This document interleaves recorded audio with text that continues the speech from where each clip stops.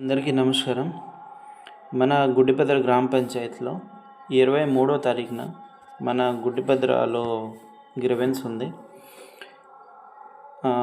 గ్రీవెన్స్లోపు ఏమవుతుందంటే ప్రతి ఒక్కటి ఏదైనా మనం ఈ ప్రాబ్లం ఫేస్ అవుతున్నాం అంతే, ఏదైనా ఒక సమస్యతోన అంతే ప్రాబ్లంలో ఉన్నామంటే ఆ సమస్యకి చెప్పామనుకో వాళ్ళు ఏదైనా గవర్నమెంట్ త్రూగా అంతే హెల్ప్ చేస్తారు.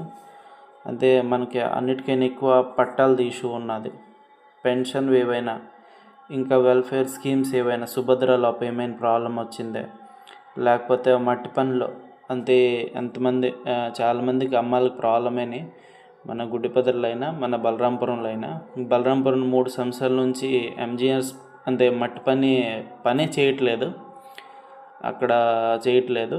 అయితే గుడ్డిపద్రలో కూడా చాలామందికి ఏంటంటే అమ్మాయిలకి వాళ్ళు 100 రోజుల దాకా పనులు చేస్తున్నారు కానీ వాళ్ళకి కూలి డబ్బులు దొరకట్లేదు. ఇలా చేస్తున్నారు మన ప్రతినిధులు. అయితే ఒక హౌసింగ్ అయినా, ఒక రోడ్స్ అయినా, డ్రైనేజ్ అయినా, ఒక ఎలక్ట్రిసిటీ అయినా, ఒక వాటర్ సప్లై అయినా ఏవైనా ప్రాబ్లమ్స్ మీరు అంతే ప్రాబ్లంలో ఉన్నారంటే 23వ తారీఖున వచ్చి పంచాయతీ ఆఫీస్లో ప్రతి డిపార్ట్మెంట్లో వస్తారు. వాళ్ళ ముందు మన ప్రాబ్లం చెప్పుకోవాలి. అందరికీ రిక్వెస్ట్ చేస్తున్నాను, మన ఊరు గురించి ఎవరెవరు మంచిగా ఆలోచిస్తున్నారో ప్రతి ఒక్కరు ఆ రోజు వచ్చి ఈ ప్రాబ్లమ్స్ చెప్పుకోవాలి. మన ప్రతినిధులు ఇలాగా అంతే 31/12 లెటర్ ఉన్నది మాత్రము వాళ్ళు దాకా ఏ ఊరు పెద్దలకు కాదు కదా, ఊరు ప్రజలకు కూడా చెప్పట్లేదు. ఇలా గ్రీవెన్స్ వస్తారు, ఇలా గ్రీవెన్స్ అవుతుంది అంతే. ఏవైనా ప్రాబ్లమ్స్ ప్రతి ఒక్క డిపార్ట్మెంట్ నుంచి వచ్చి మన ఊళ్ళో ఆలకిస్తారు.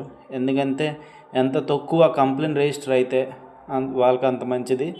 ఎందుకంటే ముందుకి ఇంకెన్నెన్నో అవార్డులు తీసుకుంటారు. ఇప్పుడు అమ్మాయిల కింద వేధిస్తున్నారు కానీ ఉమెన్ ఫ్రెండ్లీ పంచాయతీ అనుకొని వాళ్ళ దగ్గర అవార్డు తీసుకుని ఇప్పుడు ముందుకెళ్ళిపోతున్నారు. వీళ్ళు ప్రజలకు కూడా చెప్పరు. అయితే 23వ తారీఖున ప్రతి ఒక్కరు వచ్చి వాళ్ళు ఏమేం ప్రాబ్లమ్స్ పంచాయతీ ఆఫీస్లో చెప్తే ఆ డిపార్ట్మెంట్ వాళ్ళు మీ ప్రాబ్లమ్ సాల్వ్ చేస్తారు. అందరికీ రిక్వెస్ట్, ప్రతి ఒక్కరు 23వ తారీఖున ఎలాగైనా రావండి.